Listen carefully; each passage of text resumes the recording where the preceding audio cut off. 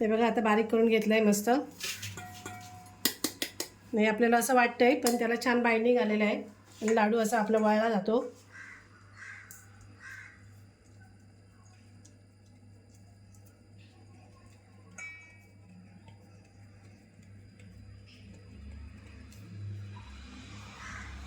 किती मस्त लाडू झाला आहे.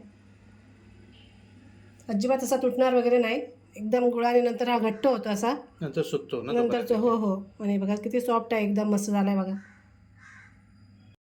नमस्कार. आता गोकुळाष्टमी जवळ येते ना, तर त्यासाठी मी बनवते गुळपोहे लाडू.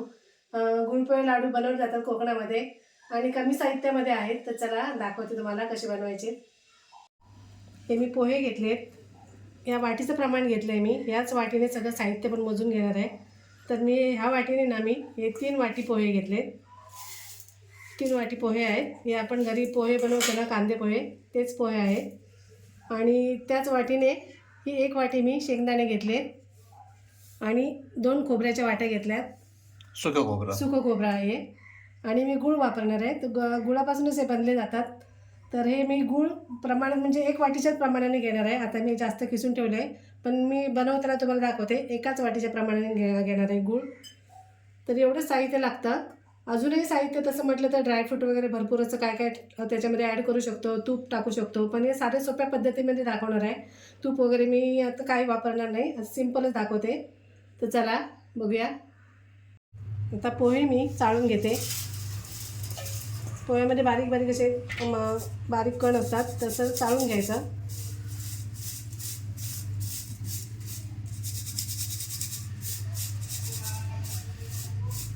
पोहे असे जाड पातळ कसे घ्यायचे? हा कोणतेही चालतात. पण मी जाड पोहे घेतलेले आहेत. खरं म्हणजे जाड पोहेच घ्यायचे. आपण कांदे पोहे बनवतो ना, तेच पोहे.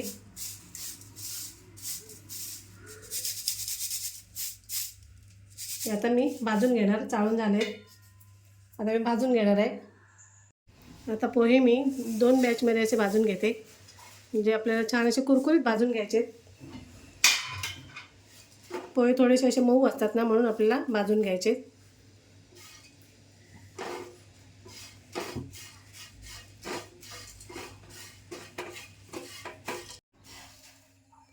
पोहे आता भाजून झाले. ते बघा थोडासा कलर चेंज झाला आहे आणि मस्त असे कुरकुरीत पण झाले. आता मी काढून घेते.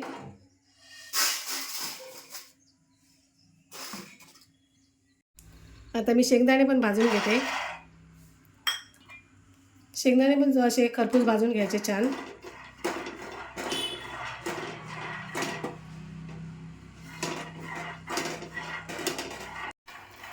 शेंगदाणे पण आता भाजून झालेत मस्त असे. तर गॅस बंद करते आणि हे सुद्धा काढून घेते.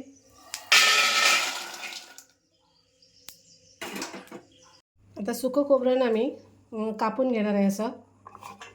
म्हणजे असं पटकन होतं. असं पातळ पातळ कापायचं आणि मिक्सरच्या भांड्यामध्ये असं बारीक करून घ्यायचं आणि मग ते भाजायचं. म्हणजे आपल्याला सोपं पडतं. म्हणजे पटकन भाजलं जातं आणि व्यवस्थित भाजलं जातं. पण असं भाजायला गेलं ना तर आपल्याला व्यवस्थित भाजलं जात नाही. म्हणून मी असं पातळ कापून घेऊन बारीक करून नंतर भाजून घेणार. आता हे मी कापून घेते. असे पातळ पातळ चकत्या करून घेते. आता हे 2 वाट्या खोबरं सगळं मी ना मिक्सरमध्ये बारीक करते. एकदम ची पावडर करून घेते. आता मी खोबरंसुद्धा भाजून घेते.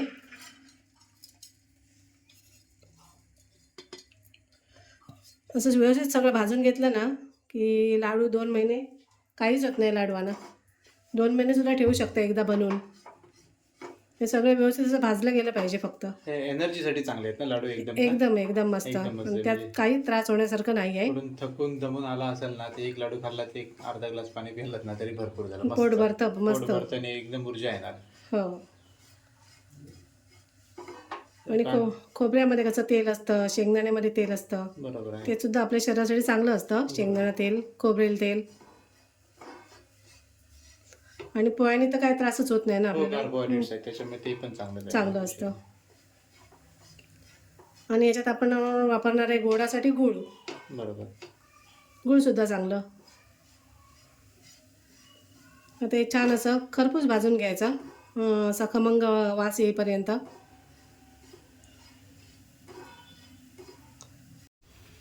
आता खोबरं पण भाजून झालं आहे, कलर बदललेला दिसतोय थोडासा. आता हे सुद्धा काढून घेते. हे सगळं आपण भाजतो म्हणून हे जास्त दिवस टिकतात. बरोबर, बरोबर ना? हो हो हो. भाजले नाही तर मग टिकणार नाही नाही ना? टिकणार. आणि हे लाडू असे साधेच करायचे असतात ना? हां हां, साधेच करायचे असतात. सिंपल असं, याच्यात काही Simple. जास्त काय टाकायचं नसतं, तूप बीप या गोष्टी पण नाही ना? नाही Simple. लागतच नाही, याला तुपाची अशी गरजच गरज नाही, लागत नाही. बरोबर. पण आपल्याला हवं असेल तर आपण वापरू टाकू शकतो. शकतो. हो. पण गोकुळ अष्टमीसाठी असे साधेच लाडू करायचे. हां, गोकुळाष्टमीचे साधेच लाडू करतात. आता हे बघा, तिन्ही साहित्य मी भाजून घेतलीत. आता ही आपल्याला ना मिक्सरमध्ये बारीक करून घ्यायची. तर आता हे पोहे घेतलेत ना, तर पोहे आपण थोडे थोडे मिक्सरच्या भांड्यात टाकायचे,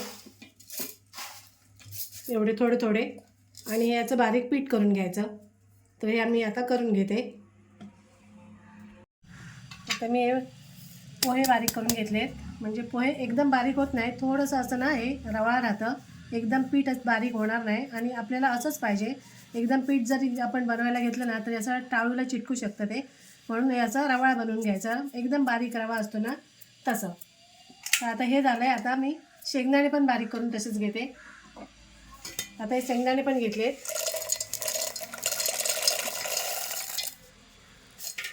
आता सालासकटच मी शेंगदाणे घेतलेत, आणि सालासकट असं काय फरक पडत नाही, तर मी सालासकटच शेंगदाण्याचे बारीक करून घेते.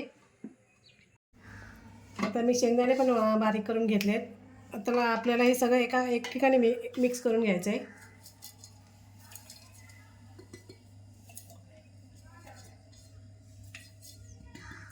आणि यातच आपल्याला सुकं खोबरं पण घालून घ्यायचं आहे.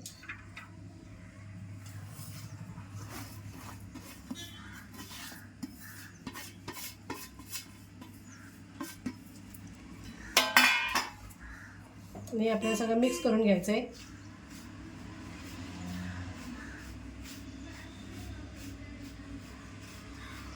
आता मी 1.5 वाटी गूळ घेतला आहे. या प्रमाणात मला 1.5 वाटी गूळ लागणार आहे. 3 वाटी पोहे आणि 1 वाटी शेंगदाणे आणि 2 खोबऱ्याच्या हे ना 2 वाट्या हां. त्यासाठी, आणि 1.5 वाटी आणि 1.5 वाटी गूळ. आणि याच्यामध्ये थोडंसं आपल्याला चिमूटभर मीठ टाकायचं आहे, गोडाचा पदार्थ असल्यामुळे. आणि आपल्याला जायफळ पण किसून घ्यायचं आहे. ते मी जायफळ घेतलं आहे, ते किसून घेते. असे बऱ्यापैकी किसून घ्यायचं.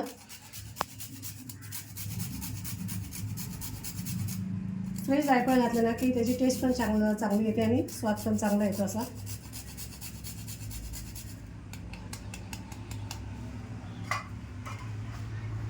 हे सगळं मिक्स करून घेते. याला बाइंडिंग येण्यासाठी ना आता परत आपल्याला हे थोडंसं मिक्सरमध्ये घालायचं आहे, कारण आपण तूप वगैरे काय वापरलेलं नाही आणि लाडू वळले गेले पाहिजेत चांगले, म्हणून एक गूळ एकजीव होण्यासाठी आपण मिक्सरमध्ये थोडंसं घालून काढून घ्यायचं. तेव्हा या बाइंडिंग येतं छान आणि आपले लाडू वळले जातात. गुळाचं प्रमाण जर अगदी जसं कमी वाटलं, गोड कमी वाटलं, तर अजून थोडंसं गूळ असं खाऊन बघायचं टेस्ट करून मिक्सरमध्ये घातल्यावर, आणि थोडंसं गूळ वाढवू शकतो.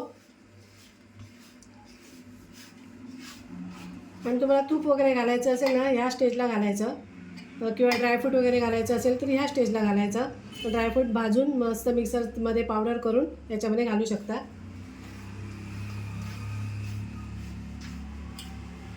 हे आता झालं आहे. आता मी मिक्सरच्या भांड्यामध्ये असं थोडं थोडं घेऊन थोडं थोडं घ्यायचं, खूप जास्त असं भरून घ्यायचं नाही. थोडं थोडं घेऊन मिक्सरला थोडंसं पल्स मोडवर फिरून घ्यायचा, मग ते छान असं मऊ होतं. हे बघा आता बारीक करून घेतलं आहे मस्त. नाही आपल्याला असं वाटतं आहे, पण त्याला छान बाइंडिंग आलेलं आहे आणि लाडू असा आपला वळला जातो.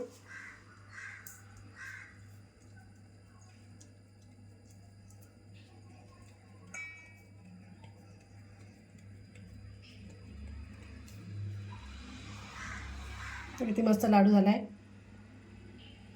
अजिबात असा तुटणार वगैरे नाही, एकदम गुळाने नंतर हा घट्ट होतो असा, नंतर सुकतो ना नंतरचं. हो हो. आणि बघा किती सॉफ्ट आहे, एकदम मस्त झाला आहे बघा. बघा गोकुळाष्टमीसाठी मस्त गुळ पोहे लाडू तयार झाले.